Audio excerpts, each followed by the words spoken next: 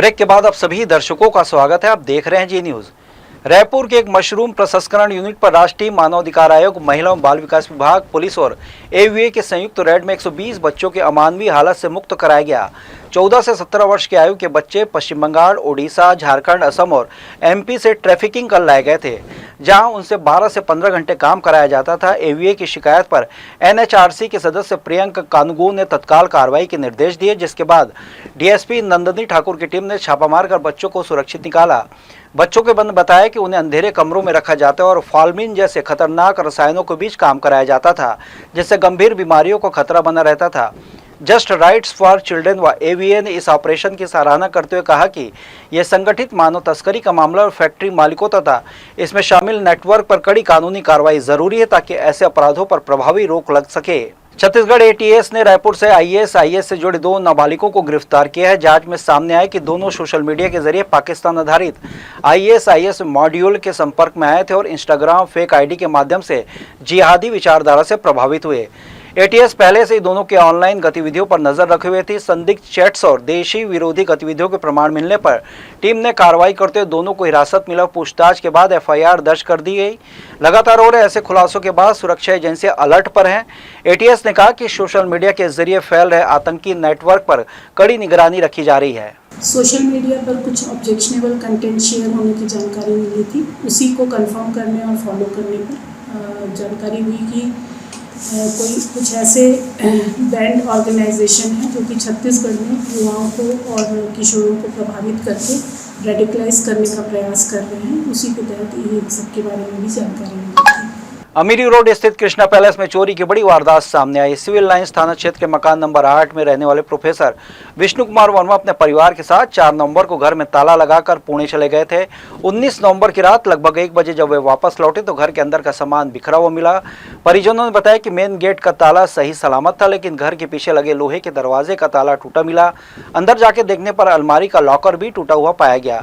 Locker से चांदी की सुंदरी डिब्बी, 2 जोड़ी पायल, 2 जोड़ी छोटी पायल और 50,000 रुपये नगद समेत कुल 62,000 रुपये की चोरी की पुष्टि हुई है। घटना की सूचना तुरंत सिविल लाइन थाने में दी गई। शिकायत में पीड़ित ने आशंका जताई कि किसी अज्ञात व्यक्ति ने पीछे का दरवाजा तोड़कर घर में घुसकर चोरी की वारदात को अंजाम दिया है। पुलिस ने मामले में गंभीरता भारतीय न्याय संहिता की धारा के तहत एफआईआर दर्ज कर ली है। जांच की जिम्मेदारी एसआई पूर्ण सिंह बघेल को सौंपी गई है। पुलिस आसपास के सीसीटीवी फुटेज खंगाल रही है और संदिग्धों की तलाश जारी है।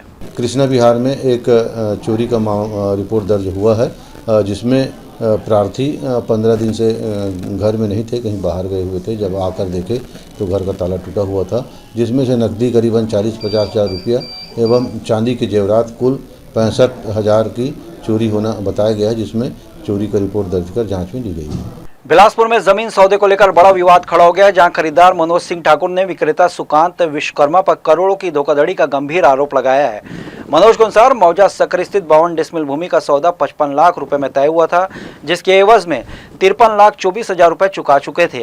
इसके बावजूद सुकांत ने सिर्फ 28 डिसमिल का पंजीयन कराया। शेष 24 डिसमिल की रजिस्ट्री टालते हुए इसे दूसरे व्यक्ति को बेचने की कोशिश की। शिकायत के बाद एसएसपी के निर्देश पर सिविल लाइन थाना प्रभारी ने सुकांत विश्वकर्मा को थाने बुलाकर उनका बयान दर्ज किया और मामले में विस्तृत पूछताछ की। थाना प्रभारी साहू ने बताया कि सुकांत को अपने पक्ष में दस्तावेज प्रस्तुत करने के लिए कुछ दिनों का समय दिया गया है, ताकि मामले की सच्चाई की जांच की जा सके। पुलिस ने स्पष्ट किया है कि दस्तावेज समय पर नहीं देने या संतोषजनक जवाब न मिलने पर उनके खिलाफ कठोर कार्रवाई की जाएगी। वहीं खरीदार मनोज सिंह ठाकुर ने एसएसपी से मांग की है कि सुकांत विश्वकर्मा के खिलाफ धोखाधड़ी सहित अन्य धाराओं में अपराध दर्ज किया जाए और शेष 24 डिसमिल जमीन का पंजीयन उनके पक्ष में कराया जाए। मनोज का कहना है कि सुकांत की मंशा उन्हें आर्थिक नुकसान पहुंचाने की है, इसलिए पुलिस को तत्काल कार्रवाई करनी चाहिए। एक सामने वाला व्यक्ति से ज़मीन का एग्रीमेंट किया था, जिसमें 52 डिसमिल ज़मीन थी। 52 डिसमिल ज़मीन में से 28 डिसमिल ज़मीन को उसने रजिस्ट्री करा दिया है, शेष ज़मीन रजिस्ट्री नहीं कराया है। इस संबंध में शिकायत जांच की जा रही है। जांच पश्चात अग्रिम कार्रवाई की जाएगी। थाना भैरमगढ़ क्षेत्र अंतर्गत थाना भैरमगढ़ बीडीएस बीजापुर की टीम ने उस पर क्षेत्र में गश्त सर्चिंग पर निकली थी। इस अभियान के दौरान इलेक्ट्रिक तार दिखाई देने पर आसपास के क्षेत्र को सघन सर्च किया गया। सर्च के दौरान एक स्टील टिफिन में लगभग 10 किलोग्राम का कमांड आईडी बरामद किया गया। बीजापुर बीडीएस टीम द्वारा सावधानीपूर्वक सुरक्षित तरीके से बरामद आईडी को मौके पर नष्ट किया गया। बस्तर संभाग मुख्यालय जगदलपुर के निकट स्थित ग्राम सेमरा के कचरा सेंटर में बुधवार देर रात भीषण आग लगने से इलाके में हड़कंप मच गया। देर रात करीब 12 बजे अचानक उठी आग की लपटें दिखते ही दिखते पूरे केंद्र में फैल गई। घटना की सूचना मिलते नगर निगम के दमकल विभाग की कई गाड़ियां मौके पर पहुंची और गुरुवार सुबह तक लगातार आग पर काबू पाने का प्रयास करती रही, लेकिन कचरे में मौजूद प्लास्टिक और अन्य ज्वलनशील सामग्री होने के कारण आग पर नियंत्रण पाना मुश्किल साबित हो रहा है।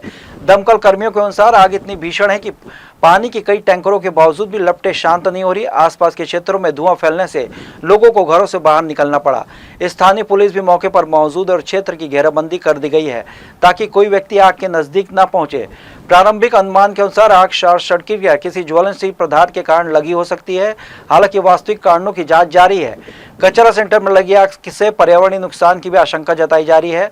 नगर निगम प्रशासन ने अतिरिक्त दमकल गाड़ियों को बुलाया और गुरुवार दोपहर तक आग को पूरी तरह बुझाने का लक्ष्य रखा गया है। फिलहाल किसी के हताहत होने की सूचना नहीं है, लेकिन आसपास के लोगों को सावधानी बरतने की अपील की गई है। अंतर्राष्ट्रीय बाल दिवस के अवसर पर जांजगीर चांपा के विशेष पहल करते हुए कक्षा 12वीं की छात्रा संतोषी धीवर ने एक दिन के लिए पुलिस अधीक्षक का कार्यभार संभाला। इस दौरान उन्होंने स्कूल और कॉलेज परिसरों के आसपास स्थित पान ठेला और गुमटियों को 200 मीटर की दूरी पर संचालित करने के निर्देश जारी किए। साथ ही पुलिस लाइन का निरीक्षण कर 2 व्हीलर वाहन नीलामी प्रकरण को वरिष्ठ कार्यालय को अग्रेषित किया। कार्यक्रम के दौरान डीएसपी श्रीमती कविता ठाकुर, सीएसपी योगिता पाली खापर्डे ने जिले में साइबर सुरक्षा, महिलाओं और बच्चों की सुरक्षा तथा यातायात शाखा द्वारा किए गए जा रहे अभियानों की जानकारी छात्राओं को एसपी को दी। बच्चों में सुरक्षा जागरूकता बढ़ाने के लिए पुलिस द्वारा किए जा रहे प्रयासों पर विस्तार से चर्चा हुई। हर वर्ष 20 नवंबर को मनाए जाने वाले अंतर्राष्ट्रीय बाल दिवस का उद्देश्य बच्चों के अधिकारों की रक्षा करना और उनके सुरक्षित भविष्य के प्रति समाज को जागरूक करना है। यह दिवस बच्चों में सहयोग, समझ और भाईचारे को बढ़ावा देने के साथ सरकार और समुदाय को उनकी सामूहिक जिम्मेदारियों की भी याद दिलाता है। डीपीवी महाविद्यालय में 3 दिवसीय साइंस मिलेनियम का आयोजन उत्साहपूर्ण माहौल में जारी है। यह कार्यक्रम पिछले कई वर्षों से क्षेत्र का प्रमुख विज्ञान महोत्सव बन चुका है, जिसमें विभिन्न विद्यालयों के छात्र भी बड़ी संख्या में शामिल होते हैं। इस बार करीब 3600 विद्यार्थियों ने पंजीकरण कराया है और लगभग 800 विज्ञान मॉडल प्रदर्शित किए गए हैं, जो छात्रों की वैज्ञानिक सोच और रचनात्मकता को दर्शाते हैं। ऊर्जा संरक्षण, पर्यावरण सुरक्षा, तकनीकी नवाचार, रोबोटिक्स और स्वास्थ्य विज्ञान जैसे विषयों पर बनाए गए मॉडल दर्शकों को आकर्षित कर रहे हैं। छात्रों का कहने के ऐसे आयोजन से उन्हें अपने ज्ञान को व्यवहारिक रूप देने का अवसर मिलता है। गुरुवार को कार्यक्रम का उद्घाटन विधायक अमर अग्रवाल ने किया और छात्रों को विज्ञान और शिक्षा के क्षेत्र में आगे बढ़ने के लिए प्रोत्साहित किया। उन्होंने महाविद्यालय की मांगों पर सकारात्मक विचार का आश्वासन भी दिया। यह आयोजन विद्यालयों में विज्ञान के प्रति नई ऊर्जा और उत्साह भर रहा है। एक गौरवशाली इतिहास है और हमारा देश सोने की चिड़िया कहलाने वाला देश और उस सोने की चिड़िया कहलाने वाला देश आज विकासशील देश के रूप में हम देख रहे हैं। और इस बात को हमको अध्ययन करना पड़ेगा कि हम कहां खड़े थे और आज कहां हैं, और इस परिस्थिति से हम निकलकर पुराने वैभव में कैसे जाएं, ये हम सब के लिए विचारणीय प्रश्न है।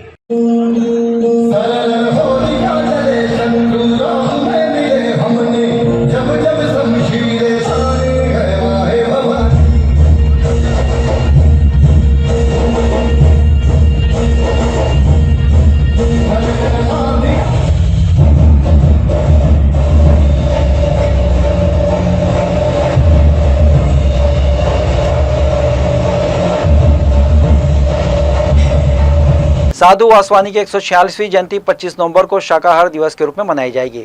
इससे पहले धर्मार्थ ट्रस्ट ने सामाजिक सहयोग से प्रचार रैली निकाली।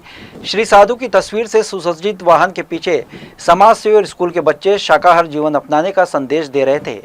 सात्विक भोजन के लिए लोगों को प्रेरित करने वाले समाज सेवी साधु वासवानी का मिशन उनके चले जाने के बाद भी सक्रिय है। उनका ध्येय था कि मांसाहार से तौबा कर लोग शुद्ध और शाकाहारी भोजन करें। इसके पीछे यह सोच थी कि खाने के लिए जीव हत्या पर रोक लग सके, सभी शांति और सौहार्द से जीवन बिताएं। साधु वासवानी ने जीते जी संकल्प लिया कि उनका जन्मदिन 25 नवंबर को शाकाहार दिवस के रूप में याद रखा जाए। इससे पहले मिशन के तत्वावधान में गुरुवार को जागरूकता रैली निकाली। समाज सेवी और सिंधी कॉलोनी कस्तूरबा नगर के नागरिक शाकाहार अभियान को गति देने रैली में सहभागी बने। नारे लिखी तख्तियां थामे स्कूली बच्चों ने भी सात्विक भोजन करने लोगों से अपील की। बताया गया कि इंसान का शरीर मांस खाने के मुताबिक नहीं बनाया है, बल्कि उसे प्रकृति और अपने आसपास रहने वाले जीव जंतुओं की सुरक्षा कर पर्यावरण का ख्याल रखना चाहिए। बोलते हैं कि शाकाहार, हमारा मानव शरीर जो है वो अंदर की जो अतड़ियां हैं वो डिजाइन की हुई है शाकाहार के लिए। मांसाहारी जीव हम नहीं है। मांसाहार जीवों की जो आंतें होती हैं वो छोटी होती हैं, जिससे हमारी बड़ी आंतों के चलते हुए उसको डाइजेस्ट होने में समय लगता है। 24 से 72 घंटे लगते हैं हमारे मांसाहार को अपनी बॉडी में डाइजेस्ट करने के कारण, जिसके कारण बहुत सारी तकलीफें हो जाती हैं।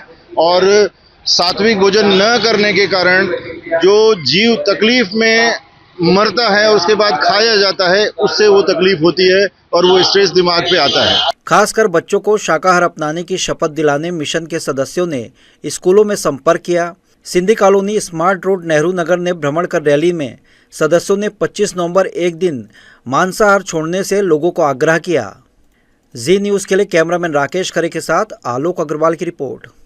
राजधानी रायपुर के शास्त्री बाजार क्षेत्र में आज सुबह निगम प्रशासन ने अवैध रूप से कब्जा कर रखे गए सामानों के खिलाफ बड़ी कार्रवाई की। दुकान खुलने के तुरंत बाद ही जोन 4 की टीम मौके पर पहुंची और ताबड़तोड़ कार्रवाई शुरू कर दी, जिसके कारण स्थानीय व्यापारियों में हड़कंप मच गया। निगम की टीम ने सड़कों पर फुटपाथ और फैलाए गए बैग, कपड़ा, टेबल और अन्य व्यापारिक सामग्री को अवैध मानते हुए जब्त कर लिया। निगम अधिकारियों ने बताया कि लंबे समय से व्यापारियों को निर्देशित किया जा रहा था कि वे सड़क पर सामान न फैलाएं, लेकिन लगातार अनदेखी किए जाने पर मजबूरन सख्त कदम उठाना पड़ा। कार्रवाई के दौरान निगम के दर्जनों कर्मचारी मौजूद रहे, जिसके चलते पूरा बाजार पुलिस जैसी गतिविधियों से सराबोर नजर आया। कार्रवाई के दौरान व्यापारियों और निगम अधिकारियों के बीच कई बार बहस की स्थिति भी बनी। व्यापारी इस कार्रवाई को अचानक और मनमाना बताते हुए आक्रोश में दिखाई दिए। उनका कहना था कि निगम बिना पूर्व सूचना के कार्रवाई कर रहा है, जिससे व्यापार पर सीधा असर पड़ रहा है। वहीं निगम अधिकारियों का कहना है कि यह कार्रवाई आम जनता की सुविधा और यातायात व्यवस्था बनाए रखने के लिए आवश्यक है। जोन 4 की ताबड़तोड़ कार्रवाई अभी भी जारी है और बाजार क्षेत्र में तनावपूर्ण माहौल देखने को मिल रहा है। प्रशासन ने आगे भी ऐसे अतिक्रमणों पर कड़ी कार्रवाई की चेतावनी दी है। बृहस्पति बाजार में इन दिनों सब्जियों की कीमतें आसमान छू रही हैं। महंगाई के कारण आम आदमी की रसोई का बजट गड़बड़ा गया है। रोजमर्रा इस्तेमाल होने वाली लगभग हर हरी सब्जी के दामों में भारी बढ़ोतरी दर्ज की जा रही है। सब्जी व्यापारियों ने बताया कि लगातार हुई बारिश की वजह से खेतों में खड़ी फसलों पर बुरा असर पड़ा है। कई जगह फसलें खराब हो गई, जिससे बाजार में सब्जियों की आवक कम हो गई। यही वजह कि थोक में माल कम आने से खुदरा बाजार में दाम अपने आप बढ़ गए हैं। कीमतों की बात करें तो जहां पिछले साल इसी मौसम में टमाटर 10 रुपए किलो मिल रहा था, वहीं इस साल 60 रुपए किलो बिक रहा है। गोभी 90 रुपए किलो, करेला 80 रुपए किलो तक पहुंच गया है। मटर भी सीजन की शुरुआत से ही महंगा चल रहा है और 80 रुपए किलो के भाव पर बिक रहा है। सेमी 100 रुपए किलो में मिल रही है। ग्राहकों का कहना है कि महंगाई ने रसोई का गणित बिगाड़ दिया है। रोजाना इस्तेमाल होने वाली सब्जियों के दाम इतने बढ़ गए हैं कि परिवार का खर्च संभालना मुश्किल हो रहा है। कई लोग मजबूरी में कम सब्जी खरीद रहे हैं या फिर आलू, प्याज जैसी सस्ती चीजों पर निर्भर हो रहे हैं।